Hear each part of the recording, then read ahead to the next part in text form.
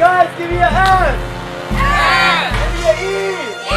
Give me a R! R! Give me a D! D! Give me a I! I! Give me a C! C! Give me a E! E! What's that spell? And I am just overwhelmed with the help.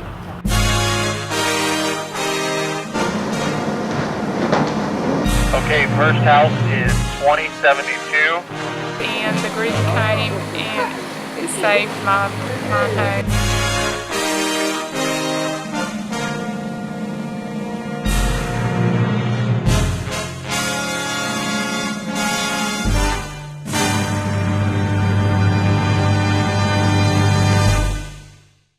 They must have got lost, so he's gonna give them the address. See, that's how the bus ship. Okay, we'll break the teams up by room and just bring it all out. See Isaac from Mass come with the gloves.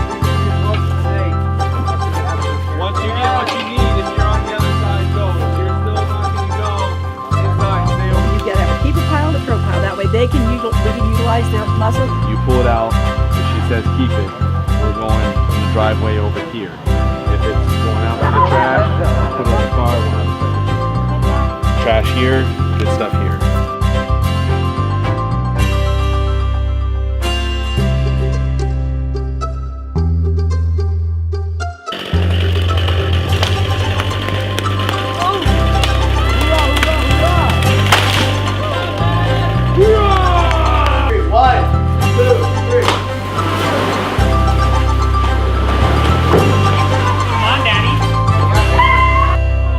To Florida, I was expecting to just do disaster response like every year in the past. You know, go chop some trees, throw them in the woods, and go to the next job.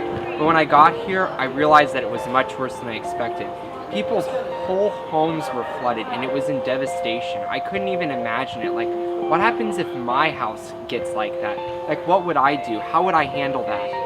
And then I realized how much of a difference we were making, what service is really like, and how people react to service. When we serve others the way we're doing it here in Florida, we're really being the hands and feet of Jesus, and that makes a real difference. I never realized how satisfying it can be and how much it affects others when we act like the hands and feet of Jesus and serve people in a practical way.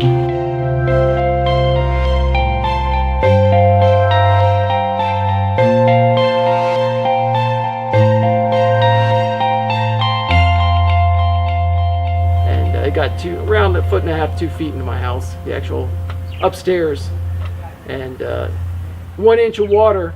People don't realize this. 1 inch of water does a lot more damage than all the hurricane wind. Wind takes your roof off. You might have a tree fall through the roof, but roofs can be fixed. When you get water in your house, when it gets wet, you lose your memories. And you know, thankfully for these guys that have come out here and helped us today. I mean, I'm amazed seeing my house being this open, and actually I might have a chance of recovery. Every faculty in man is a workman that is building for time and for eternity. Day by day, the structure is going up. Although the possessor is not aware of it. It is a building which must stand either as a beacon of warning because of its deformity, or as a structure which God and angels will admire for its harmony with the divine model.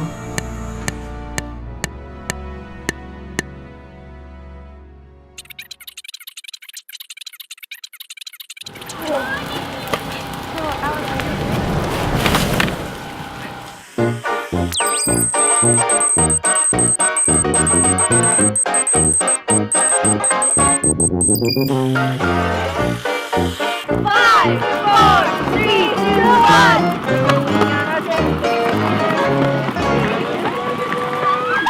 They were so grateful and so thankful that we were here to help us. And like, even in our time of need, like, we didn't really need anything, but they still offered us, drinks, food, and it was just really touching to me because you can go through all of this and there's still a giving place in your heart.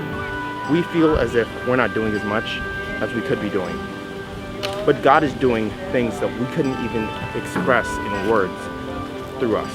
And at the end of our Bible study, we prayed for everybody in the community and that they would receive the help that they needed.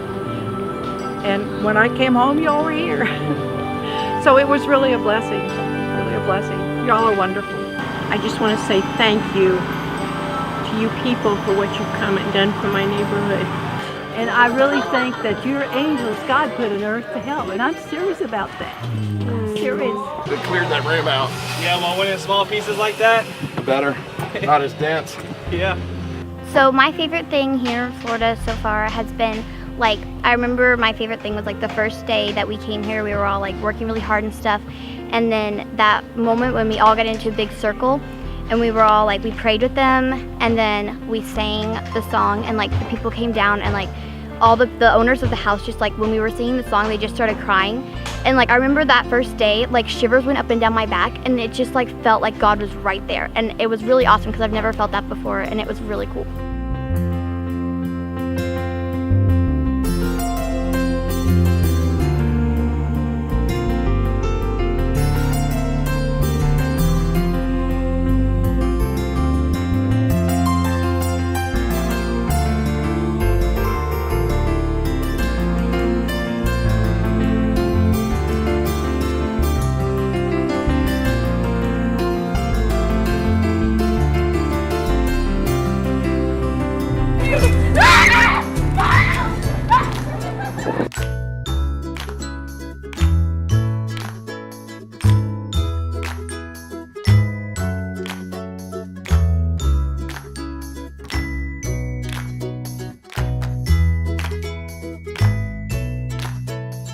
And these kids' cheerful demeanor and thoroughness in the job and the work they do. I could not have done this by myself.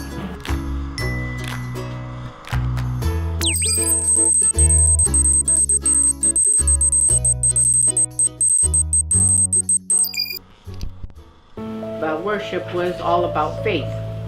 And I had planned already the menu up till Friday's dinner. And that Thursday during the day, I got a call from somebody from contacts that Andre had. And on the menu that I had put Friday night would be soup. And I was trying to figure out how I was going to make the soup, but I had put soup. So Pastor Daniel Riddick from Trinity Church called, saying that he had 2 pallets of water if we wanted or more for us. Oh, and by the way, I told them, well, if you have anything else, our kids are all vegetarian. So he said, by the way, there is a shipment of soup coming in. And I said, I got goosebumps at the moment. And I said, well, what kind of soup? And he says, I don't know. I said, well, it's going to be vegetable minestrone soup because that soup is for us. And Thursday afternoon, late afternoon, we got the soup and it was minestrone vegetable soup. So for us, it was a blessing. Plus, we're getting blessings after blessings of things that are showing up. So many people donating so we can feed all these children that are doing a wonderful job.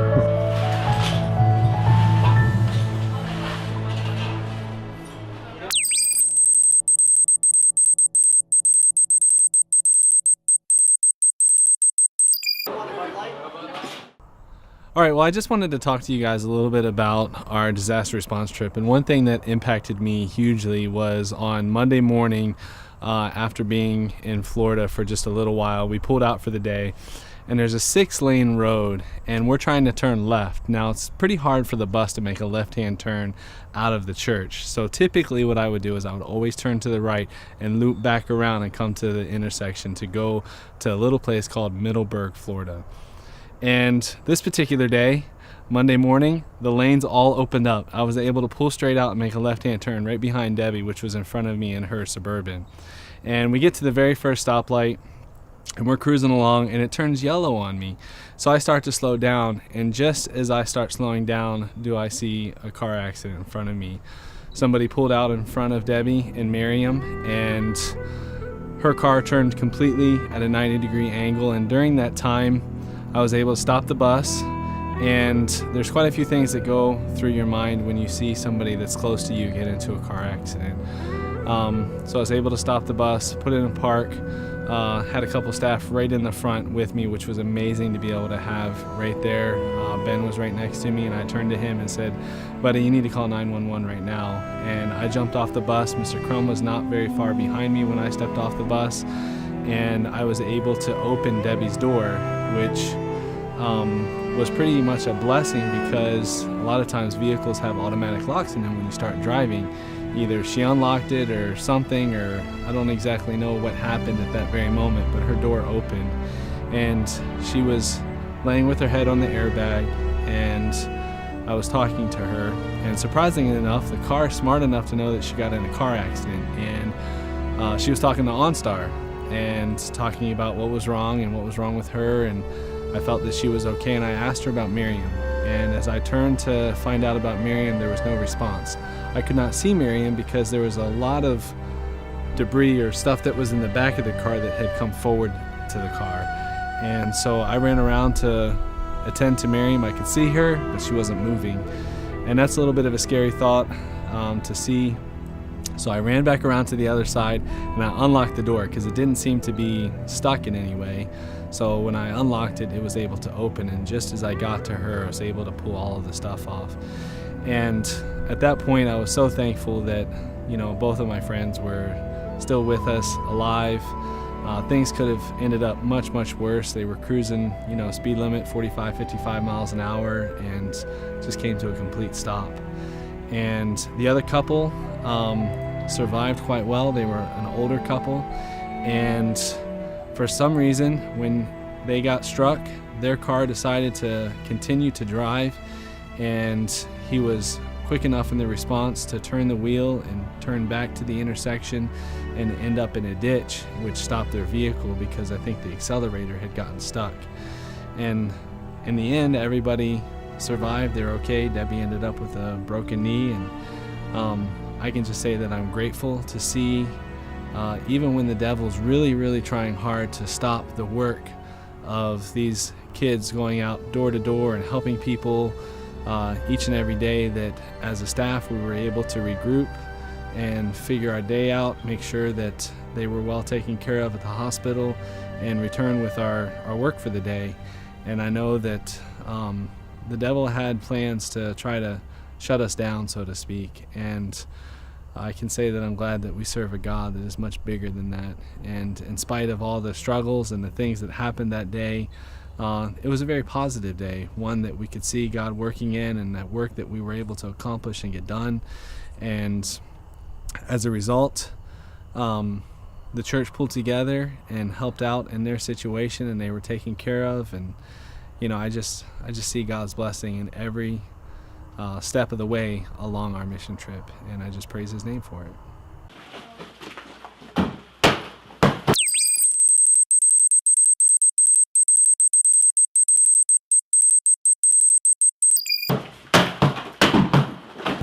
The lady said that she saw us on the news and she thought, man, boy, I pray that they're able to come to this house where they need the help. And then she says when she went to go to the house today, there we were, and we were helping out, and she was so excited. She said, praise the Lord, thank God that we were there. So it was really a blessing to be able to be there and be a help, and you know, somebody to desire us to come because they felt that we make such an impact. And we want to thank God for those opportunities to share and reach someone in a special way that it's meaningful to them. 2, 3 left! Come on, put it in, throw it over! Ah!